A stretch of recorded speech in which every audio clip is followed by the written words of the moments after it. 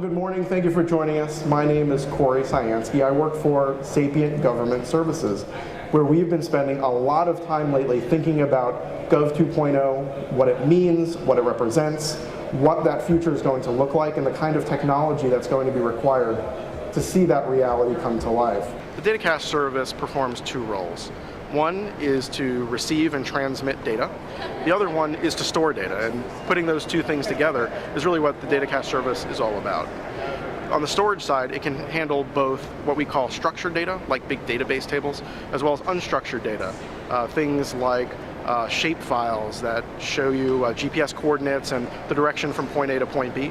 Those sorts of things have traditionally not been stored very easily or accessed very well in a traditional database, and our data cache service can consume and serve that kind of information very well. Gov 2.0 is all about the citizen and making sure that that citizen has the right information in the right context at the right time. Traditionally, government has been in the business of providing us, citizens, authoritative information about the way government runs or about how they want us to behave. But ordinarily, that information is without context. And you ordinarily provide it to us without respect to the timing of when we receive that message. The Gov 2.0 audience is especially receptive to this particular technical need, and that is to take this raw data that is now becoming unleashed. I mean, a year ago, 40-some data sets, now over 200,000 that have been promulgated on the public, and there's really no good way for citizens to consume this data. We started to take a real hard look at data.gov, and data.gov, if you've read the draft concept of operations that they published in December and their recent relaunch last week, it really does focus around three broad problems, which we call the citizen problem, the developer problem, and the agency problem. For citizens, the data is just that. It is raw data. It is without context and without applications connecting that data to some sort of useful way to visualize or consume that data in order to make it useful. For developers, the information on data.gov and platforms like it is non-normalized, asymmetrical, of very varying quality, and generally of not high utility in order for developers to go tap that information, plug it into their new applications, and make it work.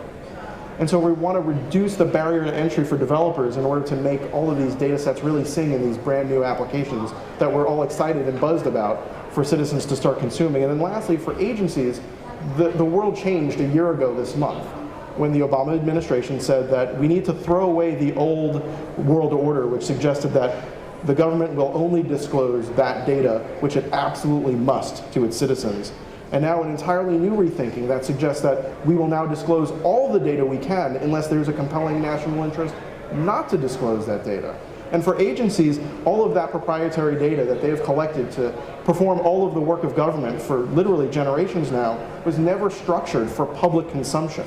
And so if you're in the hot seat in an agency today and your new requirement is, hey, go disclose this information, you've got to go take a hard, long look at those data structures and figure out a way to make that of any use or sense to a broader environment. And so the agency has a problem today of finding that data, plucking it out, and making it useful and reusable.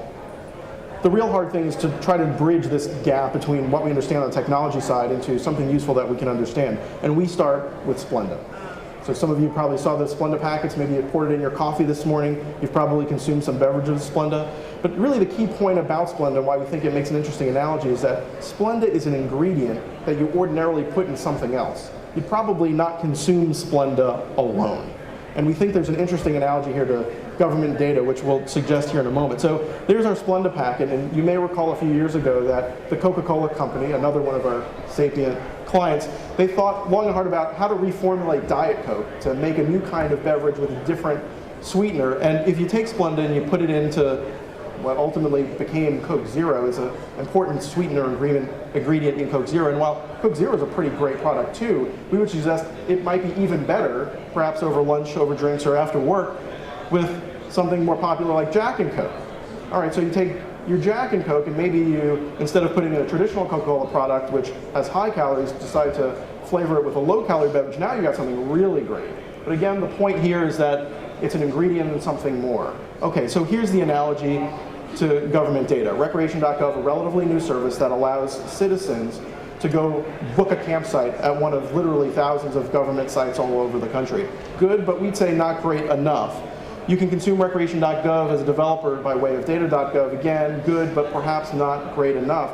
Imagine what the application might look like if you take all of those assets and you combine it with the best of social media. And in that box, you put things like APIs from Google, from the Park Service, from Weather Service from NOAA, environmental data and air quality from the EPA, the best of social media, including Flickr and Twitter, and you put them together into a single application. What does that look like? And we built that thing, and it's a prototype app that we call the National Parks Explorer. And we'll show you very quickly what our prototype application looks like now. National Parks Explorer is all about empowering the upcoming visit to a national park by this dynamic toggling by season, activity, difficulty level, and region to create the custom itinerary at a national park that's just for you.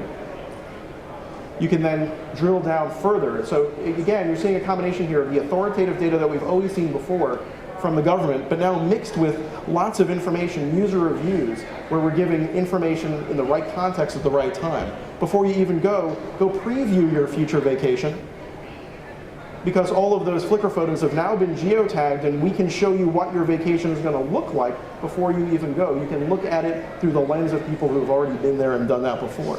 Is this the right vacation for you? You can look at specific activities. We're not just talking about hiking, we're talking about a specific hike with a specific itinerary, and you can decide whether this is perhaps too strenuous for you and your family, or you want to do something even more aggressive. You take all of these new activities and you combine them into an itinerary made just for you that you can print, share, and automatically load onto your calendar. So this incredibly new, invasive, pervasive citizen experience is only enabled by an entirely new technology. And we call this bundle of technologies the data cache service, which we suggest enables this supply chain of information. Using our analogy from before, it allows government agencies or even programs to publish, republish, and make highly extensible all of the data that they're bringing to bear onto the public forum. For developers, it reduces substantially the opportunity cost to consume that data by making it easy to preview information. You don't have to download the whole data set to take a look under the covers and behind the code to see exactly what it is you're going to get. And then ultimately unleashing the power of these applications to citizens to make the citizen experience ever more rich. So this is the technology stack that we're happy to be introducing here at the conference. How did it go? It went really well. The level of engagement and the questions that we're getting from folks on the floor has been really quite interesting. People are starting to really think about this broader problem.